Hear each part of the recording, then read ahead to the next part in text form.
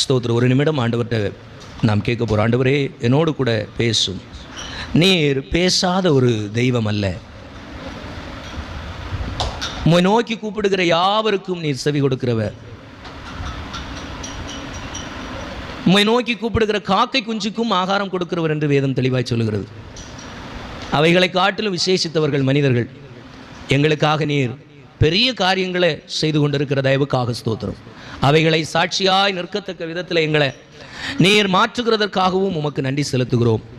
எங்கள் பலவீனங்கள் எல்லாவற்றையும் எடுத்து போட்டு எங்களை வெற்றி சிறக்க பண்ணுகின்ற உம்முடைய நாமம் இன்னும் மகிமையான வெற்றிகளை பெற்றுக்கொள்ளத்தக்கதாக திராணி உள்ளவர்களாய் மாற்றுங்கள். வார்த்தைகளை ஆசீர்வதித்துத்தார். இயேசுவின் நாமத்தில் ஜெபிக்கிறோம் நல்ல பிதாவே, ஆமென். அல்லேலூயா. எல்லா பிள்ளைகளும் சத்தமாக சொல்லுங்க அல்லேலூயா. அப்படி நாம் ஒரு வார்த்தையை வாசிக்கலாம். 1 பேதுருவின் புஸ்தகம் 1வது அதிகாரம் அதனுடைய 16வது வசனத்தை வாசிக்கலாம். 1 பேதுருவின் புஸ்தகம் அதனுடைய 1வது அதிகாரம் 16வது வசனம். நான் பரிசுத்தர் ஆகையால் நீங்களும் பரிசுத்தராய் இருங்கள் என்று எழுதியிருக்கிறதே. அல்லேலூயா. தேவன் தம்முடைய பரிசுத்தத்தை எல்லா தம்முடைய மனிதர்களுக்குள்ளும் எல்லா தம்முடைய பிள்ளைகளுக்குள்ளும் தம்மை போல் ஒத்த பரிசுத்தம் உள்ளவர்களாய் மாற வேண்டும் என்பதிலே அவர் தெளிவுள்ளவராக, நிறைவுள்ளவராக, விருப்பம் உள்ளவராகவே இருந்தார். அல்லேலூயா.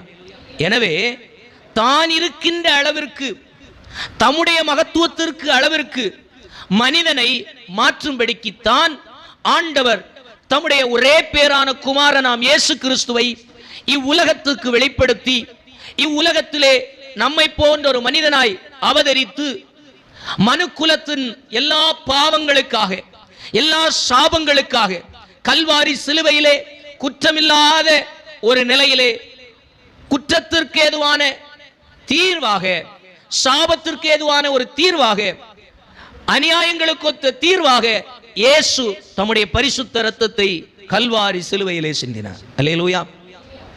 அப்படி அவர் சிந்தப்பட்ட இரத்தத்தினாலே சகல மனுக்குலத்திற்கும் ஒரு வழியை தேவன் ஏற்படுத்தினார். அந்த வழிதான் இயேசு கிறிஸ்துவை விசுவாசிக்கின்ற எந்த ஒரு மனிதனும் தேவனுடைய பிள்ளை ஆகும்படிக்கு ஒரு அதிகாரம் கொடுக்கப்பட்டது. அல்லேலூயா. எடுத்தவர்கள் வாசிக்கலாம். யோவான் 3வது அதிகாரம் அதனுடைய 16வது வசனம் இப்படியாக சொல்லுகிறது. வாசிக்கலாம். தேவன் ஒரே பேரான குமாரனை விசுவாசிக்கிறவன் எவனோ அவன் கெட்டு போகாமல் நித்திய ஜீவனை அடையும்படிக்கு அவரை தந்தொருளி இவ்வளவாய் உலகத்தில் அன்பு கூர்ந்தார். அல்லேலூயா. அப்போ அவரை விசுவாசிக்கிறவர்கள் என்ன அதிகாரத்தை பெறுகிறார்கள்? தேவனுடைய பிள்ளை என்று சொல்லுகின்ற பாக்கியத்தை அடைகிறார்கள். அல்லேலூயா. அதுவரைக்கும் தேவன் இல்லாத ஒரு வாழ்க்கை நம்முடைய வாழ்க்கையில் இருக்கலாம். இஷ்டம் போன போக்கில் ஓடுகிற வழிகள் இருக்கலாம். இஷ்டம் போன்று தோன்றுகிற எல்லாவற்றையும் செய்து கடந்து செல்லுகிற வழிகள் நமக்கு இருக்கலாம். ஆனால் தேவனுடைய பிள்ளை என்று சொல்லுகின்ற பாக்கியத்தில் நீங்களும் நானும் வருகிறதற்கு தேவன் ஏற்படுத்தி வைத்திருக்கிற ஒரே ஒரு காரியம், இயேசு என்று சொல்லுகின்ற அவருடைய குமாரனாம் இயேசுவை வாயினால் அறிக்கையிட்டு இருதயத்திலே ஏற்றுக்கொண்டு அவருக்காக வாழ அவரிடத்தில் உடன்படிக்கை பண்ணப்பட்டு விட்டோமானால் நாம் அவருடைய பிள்ளைகளாய் மாறிவிடுகிறோம். அல்லேலூயா. வேதம் தெளிவாய் சொல்லுகிறது, இது கிருபையினால கிடைத்தது. அல்லேலூயா. அதற்காக நம்ம எந்த ஒரு காரியத்தையும் செய்யவில்லை. இந்த உலகத்தில் அநேக வழிபாடுகளை பார்க்கிறோம். நம்முடைய பாவங்களுக்காக இதையெல்லாம் செய்தால் நம்முடைய பாவம் நிவர்த்தியாகும் என்று சொல்லி ஓடோடி எங்கெங்கோ புனித ஸ்தலங்களையும் புண்ணிய ஸ்தலங்களையும் தேடி மனிதன் ஓடிக்கொண்டிருக்கின்றான். எதற்காக? தேவனை அடையும்படிக்கு ஓடிக்கொண்டிருக்கிறான். அல்லேலூயா. ஆனால் ஒன்றை புரிந்து கொள்ள வேண்டும். மனிதன் எத்தனை தான் முயற்சித்தும் அவன் முயற்சி செய்து ஆராதித்த தொழுது கொண்ட அத்தனை தொழுகை முறைகளும் பல நேரத்தில் தோல்வியை கொடுத்து அவர்கள் அடைய நினைத்த சந்தோஷத்தை இன்னும் அடைய முடியவில்லை. அல்லேலூயா. அல்லேலூயா. சொல்லும் பொழுது நான் வட்டிக்கு கடன் எடுத்து இந்த புனித ஸ்தலத்திற்கு போனேன் என்று சொல்லுவார்கள். கடனை வாங்கி நான் இந்த இடத்திற்கு போனேன் என்று சொல்லுவார்கள். ஆனால் அதனால் அவர்கள் அடைந்த பாக்கியம் என்ன என்று சொல்லி கேட்போமானால் அவர்களால் சொல்ல முடியாது.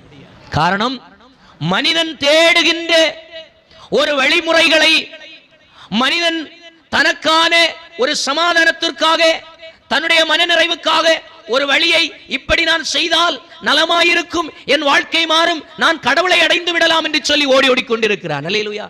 ஆனால் தேவனோ அந்த வழிகள் முழுவதையும் ஒதுக்கி வைத்துவிட்டு, மனுஷனுடைய ஒவ்வொரு முடிவும் மரண வழிகள், அதனால் மனிதனுக்கு நித்தியமான நிரந்தரமான விடுதலை கிடைக்கவில்லை என்பதை அறிந்து தேவனே தம்முடைய திட்டத்தை மனிதனிடத்தில் கொண்டு சேர்க்கும்படிக்கு, தான் மனிதனிடத்தில் வரும்படிக்கு, நாம் தேவனிடத்தில் போவதற்கு இந்த உலகம் முழுவதும் பல முறைமைகள் இருக்கிறது போல மனிதன் செய்கிற முறைமைகள் எல்லாம் தோல்வி அடைந்த நேரத்தில் தேவன் தான் இருந்த இடத்திலிருந்து மனிதனிடத்தில் வரும்படிக்கு அவர் ஒரு திட்டத்தை தீட்டினார். அல்லேலூயா. அந்த திட்டம் தான் இயேசு கிறிஸ்துவை இந்த உலகத்திற்கு மனிதனாக கொண்டு வந்தது. அல்லேலூயா. வேதம் தெளிவாய் சொல்லுகிறது, சகல உலகத்தின் பாவத்தை சுமந்து தீர்க்கின்ற ஆட்டுக்குட்டி. அல்லேலூயா. சகல மனிதனுடைய பாவங்களையும் சுமந்து தீர்த்த ஒரே மனிதன் இயேசு கிறிஸ்து. இன்றைக்கு நிறைய பேர் சொல்லுவாங்க, இயேசு கிறிஸ்துவை கிறிஸ்தவர்கள் தான் புகழுகிறார்கள் என்று சொல்லி. ஆனால் ஒன்றை புரிந்து கொள்ள வேண்டும், இந்த உலகத்தில் காலாகாலங்களுக்கு முன்பு இந்த உலகம் அறியப்படுகின்ற புகழ்பெற்ற எல்லா மத தலைவர்களும் இயேசு கிறிஸ்துவை தெள்ளத் தெளிவாய் அறிந்திருக்கிறார்கள். அல்லேலூயா. அவர்கள் கூறாததை நான் இன்றைக்கு பிரசங்கித்துக் கொண்டிருக்கவில்லை. அல்லேலூயா. இன்றைக்கு உலகம் முழுவதும் பிரசித்தி பெற்றிருக்கின்ற மகா செல்வாக்கு படைத்த மனிதர்கள் இயேசுவை கண்ட விதத்தை தெளிவாய் கூறியிருக்கிறார்கள். காந்தியடிகள் சொல்லாததை நான் சொல்லவில்லை, புத்தர் சொல்லாததை நான் சொல்லவில்லை, இன்றைக்கு நாம் அறியப்பட்டிருக்கின்ற விவேகானந்தர் சொல்லாததை நான் இன்றைக்கு பிரசங்கித்துக் கொண்டிருக்கவில்லை. இப்படி உலகத்தில் பல மகான்கள் வந்தார்கள். பலவிதமான ஜனங்கள் அவர்களை பின்தொடர்கின்ற நிலைக்கு மகா விசாலமான அறிமுகமான செல்வாக்கு படைத்த நிலையிலே முன்னோர்கள் சொன்ன சித்தர்களாக இந்த உலகத்தில் இருந்த அனைவரும் இயேசு கிறிஸ்துவை வேறுபட்டவர்களாகத்தான் பார்த்தார்கள். அல்லேலூயா. ஆனால் இன்றைக்கு உலகம் அவரை கிறிஸ்தவர்களுக்குரிய ஆண்டவர் என்று சொல்லி ஒதுக்கி வைத்திருக்கிறது. அல்லேலூயா. ஆனால் கிறிஸ்தவர்கள் மட்டும் அறிந்து கொள்ளும்படிக்கு ஆண்டவர் இதை ஏற்படுத்தவில்லை. வேதம் சொல்லுகிறது, அவரை விசுவாசிக்கிற அத்தனை பேரும் தேவனுடைய பிள்ளைகள். அல்லேலூயா. அப்படின்னா இயேசு கிறிஸ்துவை உடையவர்கள் கடவுளை உடையவர்கள் என்று வேதம் சொல்லுகிறது. அல்லேலூயா. வேதவசனம் தெளிவாய் சொல்லுகின்றது, பக்தி உள்ளவர்களை தமக்காக தெரிந்து கொள்ளுகிறார் என்று சொல்லி. அல்லேலூயா. பக்தி, ஆண்டவரை தேடுகிற இருதயம் எந்த மனிதனுக்குள்ளே இருக்கிறதோ அவனை தேடி ஒரு நாள் தேவன் செல்லுவார். தேவன் தம்மை அவனுக்கு ஒரு நாள் வெளிப்படுத்துவார். அது ஒருவேளை இன்னைக்கா இருக்கலாம், நாளைக்கா இருக்கலாம், பல வருஷம் கழிஞ்சா இருக்கலாம், இல்ல தலைமுறைக்கு தலைமுறையா இருக்கலாம். ஏதோ ஒரு காலத்தில் தேவனை மனிதன் அறிந்து கொள்ளுகிற இடம் வரும். அதை எந்த மனுஷனும் மாற்றவே முடியாது. அல்லேலூயா. ஸ்தோத்திரம். அதனால தான் இன்னைக்கு பைபிளை தூக்கிக்கிட்டு தெரு தெருவா, கிராமம் கிராமமா ஆண்டவரை பற்றி பறைசாற்றி கொண்டிருக்கிறோம். ஐயா, உன்னுடைய வாழ்க்கையில மாற்றத்தை தர இந்த இயேசுவால முடியும், ஏன் வாழ்க்கையை மாற்றினார் என்று சொல்லி பிரசங்கித்துக் கொண்டிருக்கிறோம். அல்லேலூயா. இப்படி பிரசங்கித்துக் கொண்டிருக்கிறதுக்கு ஒரு தைரியம் நான் சொன்னது போல வேணும். சங்கீதக்காரன் தாவீது சொன்னது போல, எப்படி வைராக்கியம், அது ஒரு மாம்ச வைராக்கியம் இல்ல. எதையும் செய்யறதுக்கு எனக்கு பின்னாடி ஆள் இருக்கு, இத்தனை ஓட்டு இருக்கு, இத்தனை அரசியல் கட்சி இருக்கு அப்படின்னு சொல்லுகின்ற ஒரு மாமிச பலன் அல்ல. கர்த்தர் என்னை அழைத்திருக்கிறார், அவருடைய சித்தத்தை செய்கிறதற்கு அழைக்கப்பட்டிருக்கிறேன், அதை செய்கிறதே என்னுடைய நோக்கம் என்று சொல்லுகிற அந்த அழைப்பின் மகத்துவத்தின் விசுவாசம் எனக்கு அந்த பலத்தை கொடுக்கிறது. அல்லேலூயா. இங்கே பேதுரு 1வது அதிகாரம் 16வது வசனத்தில் அவர் சொல்லுகின்றார், தேவன் சொல்லும் பொழுது நான் பரிசுத்த ஆனபடியினால் என்னுடையவர்கள் நீங்களும் பரிசுத்தராய். அல்லேலூயா. இன்றைக்கு ஆண்டவருடைய பிள்ளைகளாய் வாழுகிற அந்த வாழ்க்கை முறைக்கும் ஆண்டவர் அழைக்கின்ற அந்த வாழ்க்கை முறைக்கும் ரொம்ப வித்தியாசம் இருக்கிறது. இன்னைக்கு ஆண்டவருக்காய் வாழ எத்தனை பேர் இருக்கிறாங்க அப்படின்னு சொன்னா, இன்னைக்கு பெர்சன்டேஜ் கணக்குகளை எல்லாம் எடுத்து பார்த்தாச்சுன்னா உலகம் முழுவதும் நம்பர் 1ல இவங்க தான் இருக்காங்க.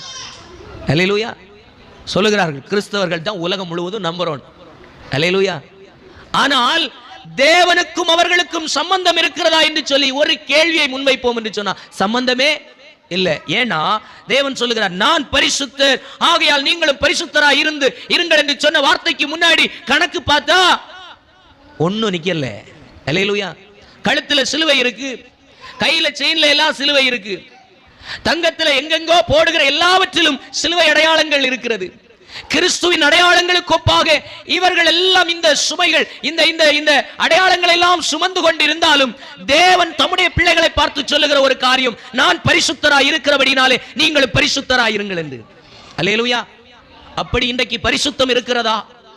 சபைகளிலே பரிசுத்தம் மங்கி போய் கொண்டிருக்கிறது. பரிசுத்தம் என்று சொன்னால் என்ன என்பதே அறியாத நிலைக்கு பரிசுத்தம் போய் கொண்டிருக்கிறது. அல்லேலூயா. நிறைய நேரம் பைபிள் படிக்கும்போது வேதாகமத்தில் சொல்லப்பட்டிருக்கிறது எல்லாம் நம்ம கடைபிடித்து விட்டால் பரிசுத்தம் என்று சொல்லி நாம் நினைக்கிறோம். அல்லேலூயா. பரிசுத்த ஆராதனை, நம்ம ஆராதனைக்கு போனாலே பரிசுத்தமாயிட்டோம் அப்படின்னு நினைக்கிறோம். தப்பு. நாம் உபவாசிக்கிறோம், உபவாசித்து ஜெபம் பண்றோம், பட்டினியா இருந்து ஜெபம் பண்றோம் அப்படின்னாலே நம்ம நினைக்கிறோம் நாம் உபவாசித்து விட்டோம், பரிசுத்தமாயிட்டோம். தப்பு. நான் ஆண்டவருடைய பிள்ளையாக இந்த உலகத்துக்கு முன்பாக வாழுகிறேன், அதனாலே நான் பரிசுத்தனாயிட்டேன் அப்படின்னு சொல்லி நினைக்கிறோம் என்று சொன்னா மிகப்பெரிய தப்பு. அல்லேலூயா. பரிசுத்தம் என்கிறது தேவனும் நானும் இணையாமல் பரிசுத்தம் என்று சொல்லுகிற ஒன்று வரவே வராது. தேவன் இணையும் பொழுதுதான் அது பரிசுத்தம். பரிசுத்த ஜெபம், பரிசுத்த உபவாசம், பரிசுத்த அன்பு, பரிசுத்த பேச்சுக்கள், பரிசுத்தமான சிந்தை, பரிசுத்தமான ஸ்தோத்திர எண்ணங்கள், பரிசுத்தமான சகோதர சிநேகம், பரிசுத்தமான அன்பு, இப்படி பரிசுத்தம் ஏகப்பட்ட விஷயம் இருக்கிறது. அப்போ பரிசுத்தம் என்று சொன்னா ஒன்றை புரிந்து கொள்ள வேண்டும். ஏதோ நம்ம அறிந்திருக்கிற கட்டளைகளை எல்லாம் நம்ம கை கொண்டு இதை பார்க்காததுனால, இதை பேசாததுனால, இந்த இடத்துக்கு போகாததுனால நான் பரிசுத்தனா இருக்கிறேன்னு சொல்றதெல்லாம் அல்லேலூயா ஒண்ணும் இல்லை. பரிசுத்தம் எது என்று சொன்னால், எந்த சூழ்நிலையிலே நீங்கள் தள்ளப்பட்டாலும் உங்க கூட தேவன் இருக்கிறார் என்கிறதை நிரூபிக்கிறதற்காக நீங்கள் எடுக்கிற தீர்மானத்தில் இருக்கிறது. அல்லேலூயா. பவுல் அப்போஸ்தலன் சொல்லுகின்றான், எல்லாவற்றையும் செய்ய எனக்கு பலன் உண்டு, அதிகாரம் உண்டு, ஆனால் நான் பரிசுத்தரோடு உடன்படிக்கை பண்ணி இருக்கிறேன், பரிசுத்த தெய்வத்தோடு ஒரு உறவு எனக்கு இருக்கிறது, ஆனபடியினாலே எல்லாவற்றையும் செய்ய எனக்கு தகுதியாய் அதிகாரம் இருக்கிறது. நான் பேச, நடக்க, பழக, போக, சம்பாசிக்க, எல்லாவற்றிலும் கலந்து கொள்ள எனக்கு அதிகாரம் இருக்கிறது. ஆனால் பவுல் சொல்லுகிறார், அதிகாரம் இருந்தாலும் நான் இவைகளில் போகக்கூடாது, நான் இவைகளிலே நிற்கக்கூடாது என்பது தேவனுடைய கரத்தில் பிரமாணமாய் இருக்கிறது. அல்லேலூயா. எனவே தேவ சிந்தைக்கு நேராய் வரும் பொழுது, தேவ சித்தத்துக்கு நேராய் வரும் பொழுது பல நேரத்தில் நாம் யோசிக்கின்ற யோசனைகள் எல்லாம் தேவனுக்கு முன்பாக பரிசுத்த குலைச்சலாய் இருக்கிறது என்பதை மறந்து போகக்கூடாது. அல்லேலூயா. பொய் பேசக்கூடாது அப்படின்னு சொன்னா பொய் பேசாம இருக்கிறதுனால நம்ம பரிசுத்தம் ஆகிறோம்னா இல்ல. அல்லேலூயா. நல்ல ஜெபம் பண்றோம், நல்ல பாட்டு பாடுறோம், நல்லா ஆராதிக்கிறோம், ஆண்டவருடைய காரியம் ஊழியம் எல்லாம் செய்யறோம் அப்படின்னு சொன்னாலும் பரிசுத்தம் இல்ல. அல்லேலூயா. அப்படி சொன்னாலும் பரிசுத்தம் இல்ல. அப்படின்னா பரிசுத்தம் எங்கே இருக்கிறது அப்படின்னா பரிசுத்தம் உள்ளவரிடத்தில் தான் இருக்கிறது. அல்லேலூயா. பரிசுத்த தேவனிடத்தில் உங்களுடைய விசுவாச வாழ்க்கையை துவங்கினீர்களா அப்படின்னா நீங்களும் நானும் சொல்ல முடியும் பரிசுத்த சந்ததி என்று. அல்லேலூயா. தேவனிடத்தில் இருந்து நீங்கள் விசுவாச வாழ்க்கையை ஆரம்பிச்சா அந்த வாழ்க்கை ரொம்ப கஷ்டமானது, ஆனா ஈஸியானது. அல்லேலூயா. மனிதனிடத்திலிருந்து கட்டளைகள் நமக்கு வராது, ஆனால் இருதயத்தின் ஆழத்திலிருந்து நமக்குள் வாசம் பண்ணுகின்ற பரிசுத்த ஆவியானவரிடத்திலிருந்து தேவ சித்தம் இன்னதென்று ஆராய்ந்தறிந்திருக்கிற பரிசுத்த ஆவியானவர் நம்மை பரிசுத்த வழியிலே நடத்தும்படிக்கு அவர் நமக்குள்ளே இருந்து வெளிச்சத்தை கொடுத்து கொண்டே இருப்பார். இத பேசணுமா பேசக்கூடாதா, இதை செய்யணுமா செய்யக்கூடாதா, இதுல போகணுமா போகக்கூடாதா, இந்த ஐக்கியம் வேணுமா வேண்டாமா, இந்த இடத்துல போகணுமா போகக்கூடாதா, இந்த கூடுகையில் அட்டன் பண்ணணுமா பட்டக்கூடாதா என்பதை தேவ ஆவியானவர் உங்களுக்குள்ளிருந்து முடிவெடுக்கிறவராயிருப்பார். அல்லேலூயா. அந்த அனுபவம் தான் பரிசுத்தம் நிறைந்த வாழ்க்கை. அல்லேலூயா. இல்லைனா இந்த உலகத்தில் பெரும்பான்மையாய் கிறிஸ்தவர்கள் இருக்கிறார்கள், அவர்கள் கிறிஸ்துவை அறிந்து ஆண்டவருக்காய் இருக்கிறார்கள் என்று சொல்லுகிற பெருமையில வாழலாம், ஆனால் அதனால் சாதிப்பது ஒரு இம்மி அளவு எந்த பிரயோஜனமும் இல்லை. அல்லேலூயா. இங்கே இந்த பரிசுத்தத்தை நிறைய இடத்துல ஆண்டவர் சொல்றார். லேவியராகமம் 11:45 சொல்றார், நாம் பரிசுத்தர் நீங்களும் பரிசுத்தராயிரு. லேவியராகமம் 19வது அதிகாரம் 2வது வசனத்துல சொல்றார், நாம் பரிசுத்தர் நீங்கள் பரிசுத்தராயிரு. லேவியராகமம் 20வது அதிகாரம் 26வது வசனத்துல சொல்கிறார், நான் பரிசுத்தராய் இருக்கிறது போல நீங்களும் பரிசுத்தவான்களாய் இருப்பீர்களாக. லேவியராகமம் 20வது அதிகாரம் 7வது வசனத்துல சொல்றாரு, உங்களை பரிசுத்தப்படுத்திக் கொள்ளுங்கள், காரணம் நான் பரிசுத்தராய் இருக்கிறேன். அல்லேலூயா. அப்போ பரிசுத்தம் என்று சொல்லுகின்ற ஒன்றை எல்லா மனிதனிடத்திலும் அவர் எதிர்பார்க்கிறார். லேவியராகமம் 20வது அதிகாரம் 7வது வசனத்தை வாசிக்கலாம். அங்கே அவர் சொல்லுகின்றார், உங்களை பரிசுத்தப்படுத்தி பரிசுத்தராய். அல்லேலூயா. எப்படி பரிசுத்தப்படுத்த முடியும்? இந்த உலகத்தில் இந்த நாட்களில் சபைகளிலே பார்க்கும் பொழுது பரிசுத்தம் என்கிற பெயரிலே பரிசுத்த குலைச்சலான எல்லாம் வந்து விட்டது. ஒரு காலத்தில் சபையில் பார்க்கிற எல்லாம் வெளியே இருந்துச்சு, இன்னைக்கு சபைக்கு உள்ளே இருக்கிறது. இப்படி இருக்கும் நேரத்தில் பரிசுத்தமான ஒரு வாழ்வை நீங்களும் நானும் எப்படி வாழ முடியும்? யாரை ஃபாலோ பண்ண முடியும்? என்ன ஃபாலோ பண்ண முடியுமா? நானும் அட்டு பாதாளத்தில் இருக்கிறேன். அல்லேலூயா. இன்னொரு பெரிய உன்னதமான உயர்ந்த பிரபலமான பிரசித்தி பெற்ற ஊழியக்காரரை ஃபாலோ பண்ண முடியுமா? அவர் அதல பாதாளத்தில் இருந்து கொண்டிருக்கிறார். அல்லேலூயா. நான் சொல்லுகின்றது அவர்களை வெளி தோற்றமாய் பார்க்கின்ற பார்வை அல்ல. தேவனுக்கு முன்பு ஒவ்வொரு மனிதனையும் அவர் நிறுத்து பார்க்கும் பொழுது ஏகப்பட்ட வித்தியாசங்கள் இருக்கிறது. வெளியே வெள்ளையடிக்கப்பட்ட கல்லறைகளாய் இருக்கிறது. அப்போ உங்களுடைய பரிசுத்தம் எங்கே இருக்கிறது? ஆண்டவர் சொல்லுகிறார், உங்களை பரிசுத்தப்படுத்தி பரிசுத்தராயிருங்கள். எப்படி பரிசுத்தம் பண்ண முடியும்? ஆண்டவர் ஒரு குளத்தை கொடுத்து இந்த குளத்துல நீங்க குளிச்சா பரிசுத்தம் ஆயிருவீங்கன்னு சொன்னா ஈஸியா செய்திடலாம். அப்படி எதுவும் சொல்லல. ஆண்டவர் சொல்லுகிறார், உங்களை பரிசுத்தப்படுத்திக் கொள்ளுங்கள். அப்படின்னா நீங்கள் ஒன்றை புரிந்து கொள்ள வேண்டும், பரிசுத்தம் என்கிறது பரிசுத்தரிடத்திலிருந்து மட்டுமே வரும். அல்லேலூயா. அல்லேலூயா. வேதவசனம் சொல்லுது, விசுவாசிக்கனுடைய உள்ளத்திலிருந்து ஜீவ தண்ணீர் உள்ள நதிகள் புறப்பட்டு, அந்த வசனம் தெரியுமா? விசுவாசிக்கனுடைய உள்ளத்திலிருந்து ஜீவ தண்ணீர் உள்ள நதிகள் புறப்பட்டு போம். அல்லேலூயா. அப்போ விசுவாசிக்கனுடைய உள்ளத்திலிருந்து நதிகள் புறப்பட்டு வருமா? எந்த நதி? அதுதான் தேவனுடைய ஆவியினால் நடத்தப்படுகிற ஒரு மனிதனுக்குள்ளே தேவ ஆவியானுடைய சமூகத்திலிருந்து புறப்பட்டு வருகின்ற தேவனுக்கு ஏற்ற காரியங்கள் வந்து கொண்டே இருக்கும். அது புதுசு புதுசா வந்துகிட்டே இருக்கும். அவன் விசுவாச வாழ்க்கையில பதறவே மாட்டான். விசுவாச வாழ்க்கையில அவன் ஜெயித்து கொண்டே இருப்பான், பலத்து கொண்டே இருப்பான். அவன் எந்த சூழ்நிலையிலும் அவனை முடக்கி வைக்க முடியவே முடியாது. அல்லேலூயா. ஆள் பலத்தை நம்பி, அதிகார பலத்தை நம்பி, மனுஷன் பார்க்கின்ற பரிசுத்தத்தை எல்லாம் நம்பி நிற்கிறவன் ஒரு காலமும் நின்று கொள்ள முடியவே முடியாது. அல்லேலூயா. பரிசுத்தர் வருகின்ற வருகை நமக்கு சரியா இருக்குமானா மட்டும்தான் நாம் பரிசுத்தராய் வாழ. அல்லேலூயா. அப்போ பரிசுத்தராகும்படிக்கு ஆண்டவர் அழைக்கிறார். நம்முடைய வாழ்க்கை எப்படியெல்லாம் மாறணும் அப்படின்னு சொல்லி நம்ம பார்த்தோம்னா சில காரியங்கள் சொல்லப்படுது. லேவியராகமம் 20வது அதிகாரம் அதே 7வது வசனம் வாசிக்கலாம்.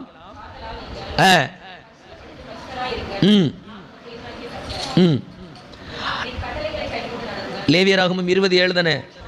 அவருக்கு கூட படிங்க.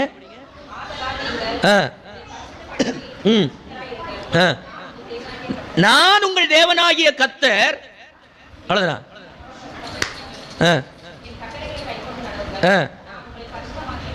ஆமென். அல்லேலூயா. பரிசுத்தமாக்குகிற கர்த்தர். நான் உங்கள் தேவனாகிய கர்த்தர். அந்த பரிசுத்தமுள்ள கர்த்தராகிய நான் எந்த மனுஷனுக்குள்ள இருக்கிறோம் அவனுக்குள்ள பரிசுத்தம் வரும். அல்லேலூயா. இல்லைன்னா இந்த சபையில போய் ஆராதிக்கிறதுனால பரிசுத்தம் வராது. இத்தனை மணி நேரம் நான் ஜெபம் பண்றேன் அதனால பரிசுத்தம், 10 நிமிஷம் ஜெபம் பண்ணாலும் ஆண்டவர் இல்லைன்னா, பல மணி நேரம் ஜெபம் பண்ணாலும் ஆண்டவருடைய பரிசுத்தம் வெளிப்படவே, 10 நிமிஷம் ஜெபித்தாலும் கர்த்தர் இடைபடுவார், ஆனால் அந்த ஜெபத்தில் பரிசுத்தம் வரும். அல்லேலூயா. அல்லேலூயா. இரண்டாவது பாத்தீங்கன்னா, முதல்ல உங்கள் தேவனாகிய கர்த்தர் பரிசுத்தர் ஆனபடியால் நீங்கள் பரிசுத்தராய் இருக்க வேண்டிய கடமை பிரமாணம் நமக்கு இருக்கு. அல்லேலூயா. இரண்டாவது வாசிக்கல லேவியர் 20:26வது வசனத்தை வாசிக்கல. அதே அதிகாரம் 20வது வசனம், சாரி 26வது வசனம். கர்த்தராகிய நான் பரிசுத்தராய் இருக்கிறபடினாலே எப்படி நீங்களும் எனக்கேற்ற பரிசுத்தராய் இருப்பீர்களாக. அப்படின்னா நாம் அசுத்தத்தில் இருக்கும் பொழுது, ஆண்டவர் நம்மிடத்தில் வந்து சேர முடியாத அளவிற்கு அலங்கோலமாய் இருக்கும் பொழுது, அவர் பரிசுத்தராய் இருந்தபடினாலே அந்த அலங்கோலத்தின் நடுவிலே நம்ம தேடி வந்து நம்மை அவருடையவராய் பிரித்தெடுத்தபடினாலே அவர் நிமித்தம் நாம் எப்படி ஆயிருக்கிறோம்? பரிசுத்தராய். அல்லேலூயா. சபை நம்மை தெரிந்து கொள்ளவில்லை, சங்கங்கள் நம்மை தெரிந்து கொள்ளவில்லை. இந்த உலகத்தில் ஏதோ ஒரு ஆசாபாசம் பெருமை பேசிக் கொண்டிருக்க சபையோ சங்கங்களோ மனிதர்களோ நம்மை அழைக்கவில்லை. அவர் பரிசுத்தராய் இருக்கிறது போல நம்மையும் பரிசுத்தர்களாய் மாற்றும்படிக்கு, நம்மை பிரித்தெடுக்கும்படிக்கு நம்மிடத்தில் வந்திருக்கிறாரா, செயல்பட்டாரா அப்படிங்கிறத நீங்களும் நானும் தான் பார்க்கணும். அல்லேலூயா. இன்னொரு ஆள் ஸ்கேன் பண்ணி சொல்லவே முடியாது. மூணாவது வசனம் சொல்லு, எசேக்கியேல் 39:7 வசனம் சொல்லுகிறது. மூன்றாவது எதற்காக பரிசுத்தம்? எசேக்கியேல் 39:7 வசனம் சொல்லுகிறது, இவ்விதமாக நான் என் ஜனமாகிய இஸ்ரவேலின் நடுவிலே என் பரிசுத்த நாமத்தை தெரிவிப்பேன், என் பரிசுத்த நாமத்தை பரிசுத்த குலைச்சலாக்க ஒட்டேன். அல்லேலூயா. அப்படின்னா இஸ்ரவேல் ஜனங்கள் பரிசுத்தவான்கள் என்று சொல்லப்பட காரணம் என்ன? மற்றவர்களிடத்தில் பரிசுத்தர் இல்லை, ஆண்டவர் இல்லை. இவர்களிடத்தில் அவர் வந்து தங்கி வாசம் பண்ணி இருக்கிறார். அல்லேலூயா. இவர்களோடு அவர் இருக்கிறதை அவர்கள் சகல சூழ்நிலையிலும் வெளிப்படுத்திக் கொண்டே இருந்தார். பார்வோனுக்கு முன்னேயும் இருளிலேயும் பகலிலேயும் வனாந்தரத்திலேயும் தேவன் தம்முடைய பிள்ளைகளோடு கூட இருக்கிறார் என்கிறதை விளங்க செய்யும்படிக்கு அவர் கூடவே இருந்தார். அதனால புறஜாதிகளாய் இருந்தார்கள். தேவன் அவர்கள் நடுவிலே வந்த பொழுது அவர்களும் பரிசுத்த கர்த்தருடைய பரிசுத்தவான்களாக, பரிசுத்த வாட்டிகளாக, பரிசுத்த மனிதர்களாக மாற்றப்பட்டார்கள். அல்லேலூயா சொல்லுங்களேன். அல்லேலூயா. 1 பேதுரு 1:16 வசனத்தை இப்ப வாசிக்கலாம். ஆண்டவர் சொல்கிறாரு, நான் பரிசுத்தர், அதனால நீங்களும் பரிசுத்தரமாய் இருக்க வேண்டும் என்பதே என்னுடைய நோக்கம். எப்படி மாற வேண்டும்? நம்ம கையின் முயற்சி பலன் கொடுக்காது. அப்படின்னா தான் இன்னைக்கு உலகம் ஃபுல்லா பரிசுத்தவான்களா மாறி இருப்பாங்களே. அல்லேலூயா. அல்லேலூயா. எசேக்கியேலின் புத்தகம் 37வது அதிகாரத்தை திருப்பிக் கொள்ளலாம். கடைசியாக அதனுடைய 28வது வசனத்தை வாசிக்கலாம். எசேக்கியேலின் புத்தகம் 37வது அதிகாரம் அதனுடைய 28வது வசனம். அப்படியே என் பரிசுத்த ஸ்தலம் அவர்கள் நடுவில் என்னென்றைக்கும் இருக்கும் பொழுது இஸ்ரவேலை பரிசுத்தம் பண்ணுகிற கர்த்தர் என்று ஜாதிகள் அறிந்து கொள்வார்கள். இப்ப புரியுதா? பரிசுத்தம் எங்கே இருக்கிறது? நம்முடைய ஜெபத்தில் இல்லை, நம்முடைய உபவாசத்தில் இல்லை, நம்முடைய சபையில் இல்லை, நம்முடைய சங்கத்தில் இல்லை, நம்மோடு கூட இருக்கிற தேவனிடத்தில் இருக்கிறது. எப்பொழுது அவரிடத்தில் நாம் கிட்டி சேர்கிறோமோ பரிசுத்தம் உள்ளவர்களாய் மாறுகிறோம். எப்பொழுது அவரை விட்டு விடுகிறோமோ பரிசுத்த குலைச்சலாய் மாறி விடுகிறோம். எப்பொழுது அவரிடத்தில் அண்டிக் கொள்கிறோமோ அவருடைய பரிசுத்தத்தை நம்மேல் அவர் வெளிப்படுத்துகிறார். எப்பொழுது அவரை விட்டு தூரம் போகிறோமோ அவருடைய பரிசுத்த குலைச்சலுக்கு ஆளாகி விடுகிறோம். அல்லேலூயா. சிம்பிளா ஒரே விஷயம்தான். இன்னைக்கு வேதாகமத்தில் இப்படி இருக்கணும் அப்படி இருக்கணும்னு சொல்லுகின்ற முறைமைகளின்படி நீங்கள் செய்கின்ற எவைகளினாலும் நீங்கள் என்ன செய்ய முடியாது? பரிசுத்தமாக அது பரிசுத்தமும் கிடையாது.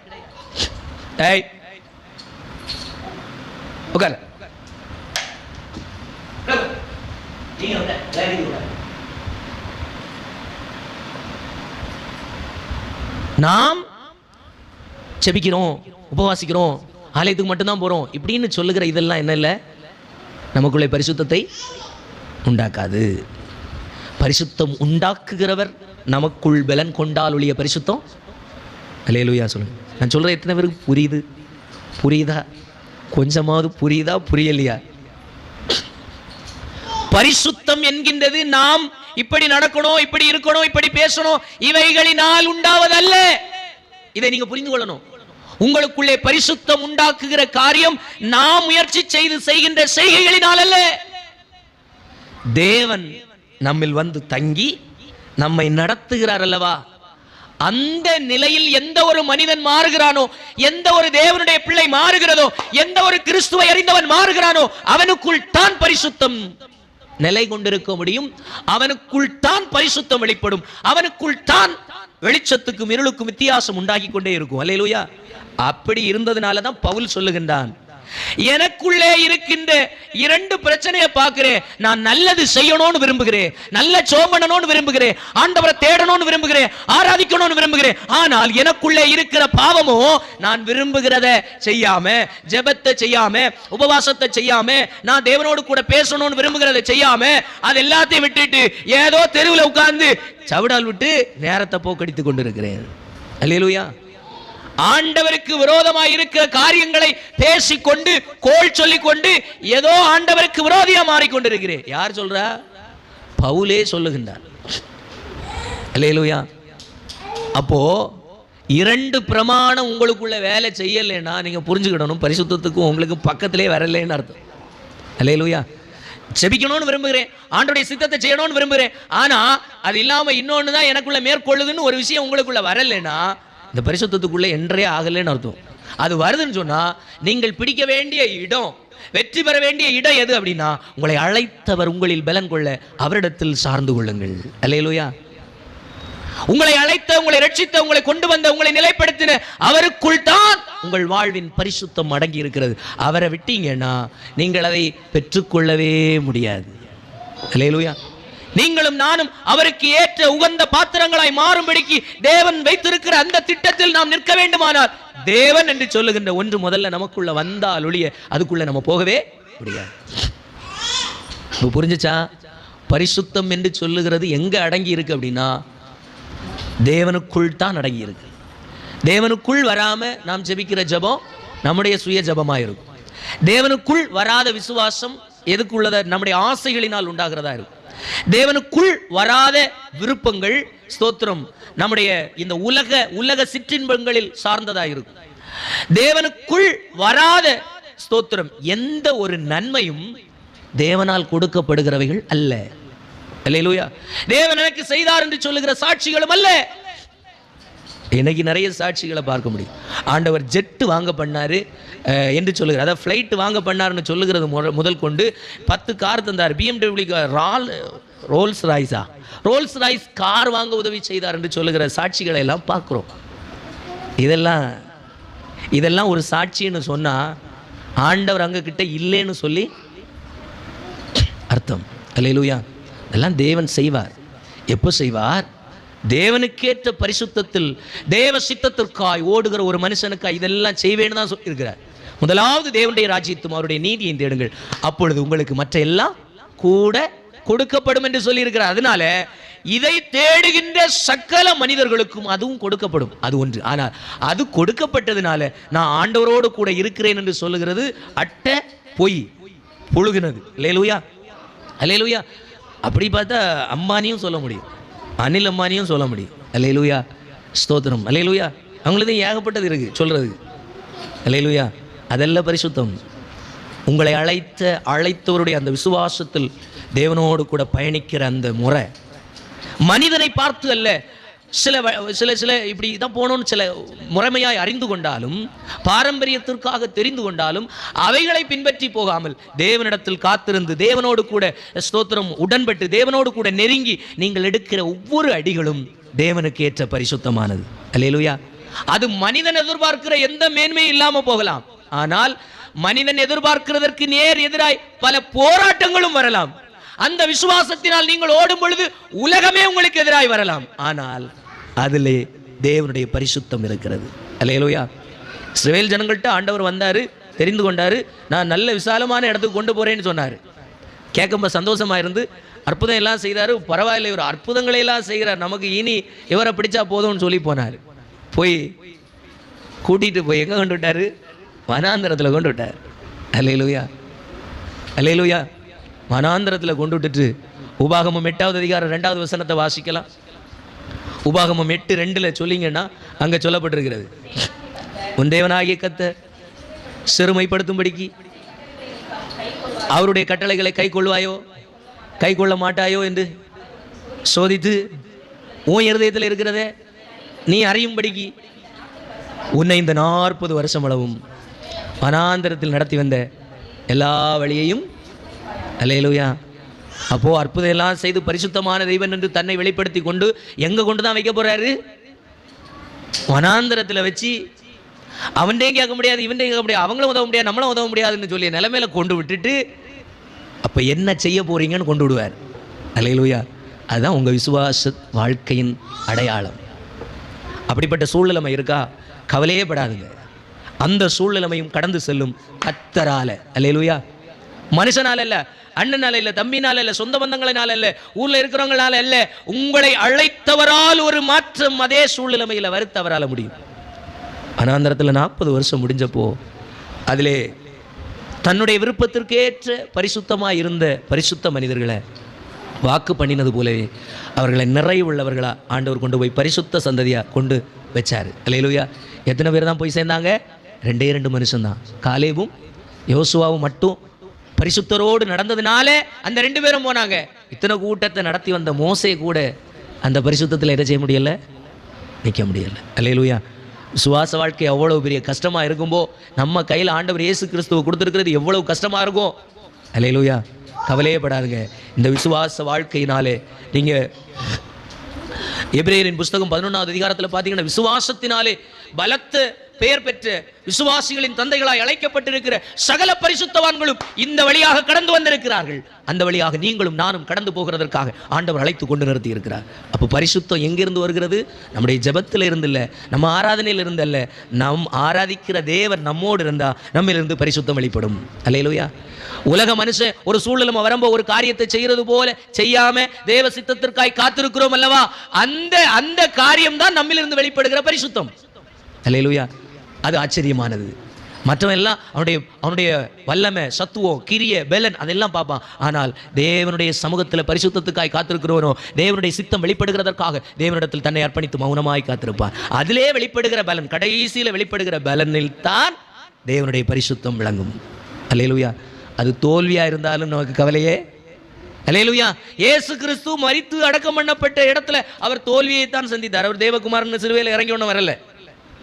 ஆனால் தேவனுடைய சித்தம் அதுவாக இருந்தபடினாலே 3 நாள் கழித்து அதே இயேசுவை மறுபடியும் எழுப்பி உயிரோடு எழுப்பி எல்லா நாமமும் மேலான நாமமாய் உயர்த்தப்படுகிற அளவிற்கு, இந்த உலகத்திலிருந்து எல்லா நாமத்திற்கும் மேலான நாமமாய் மேலான உயர்வான பெயராய் மாறும்படிக்கு வானோர் பூதலத்தோர் பூமியின் கீழானோர் அவருடைய நாமத்திற்கு முன்பு முழங்கால் படியிடும்படிக்கு அந்த நாமத்தை உயர்த்தினார். அல்லேலூயா.